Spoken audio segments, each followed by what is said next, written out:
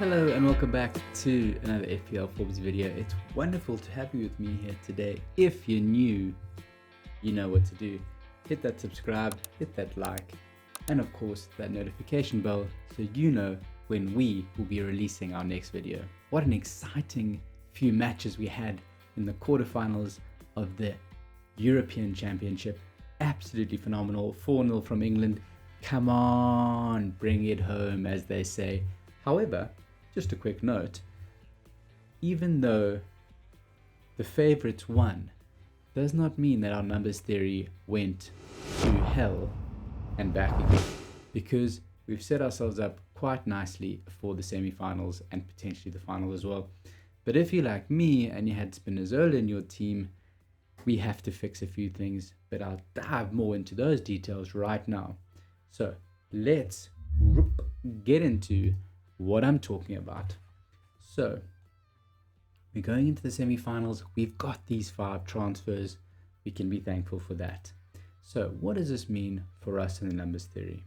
So regardless of the outcome, of course, remember, moving from the quarterfinals into the semi-finals, we should have at least 2 players coming through from the Belgium-Italy, 2 players coming through from the Switzerland-Spain game, 2 from the Czech Republic-Denmark game, and of course 2 from the Ukraine-England game. If you were brave enough to go for more players in one team, well done to you. You are probably in position A, and I would urge you just to stay tuned, because we're going to be talking about what transfers you should be doing shortly. But just for the numbers theory that we spoke about in the last video. So what does this mean for me? Well, I couldn't have 2 players from each team because of my last 16 mishap. However, these are the transfers I'm going to be bringing in: Kane, Shaw, Ferran Torres, Elba, and Insigne. Why, you might say? Well, I only have 1 player coming through from Spain, that's Morata, so I have to add 2 Spanish players, i.e. Ferran Torres and Elba, to make up my 3 contingent in that team from that side of the semi-final. Of course, I already have 3 players from Italy coming through. However, those 3 players are not the best players.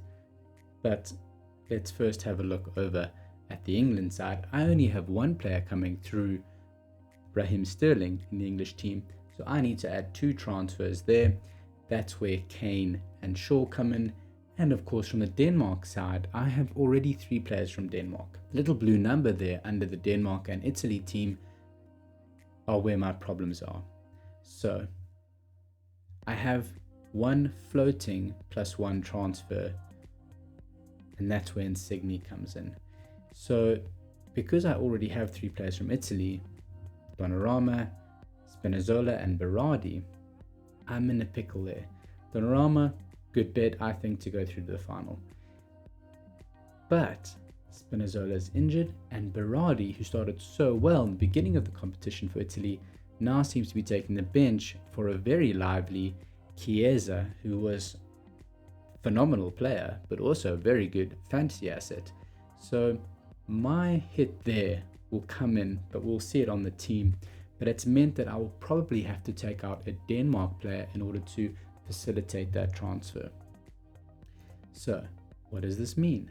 Well, worst case for me is that Denmark win and beat England, and then I only have 2 Denmark players coming through from that side of the fixtures, of course.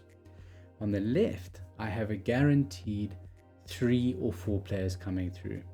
Worst case 3, that would be if Spain beat Italy, meaning that I would have at worst case 5 players in the final, but at the best I'd have 7 guaranteed players coming through, that is. That's before, of course, the transfers. Now, what does that mean for my team? Well, let's have a look quickly at the team. We have very favorable upfront Morata and Kane. Then coming into the midfield, we have Sterling, Højbjerg, Berardi, Torres, and then I will start, of course, Insigne. And then at the back, because I've had to take out Spinazzola, will not take him actually physically out of the team, but I brought in Shaw to replace Dumfries, who had been knocked out. Of course, the Dutch had been knocked out.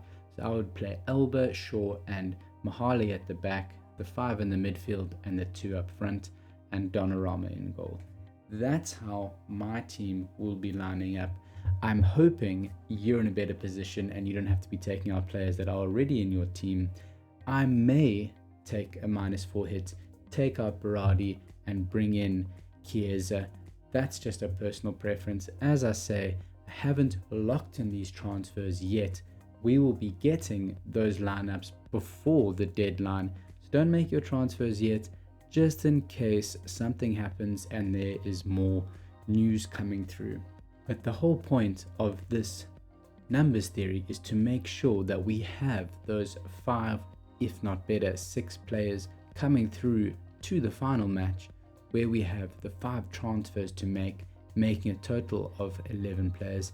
You can see, of course, that if you loaded up heavily on one particular team and missed out on others, you may have an upset in a knockout and you might be playing with less players in that final.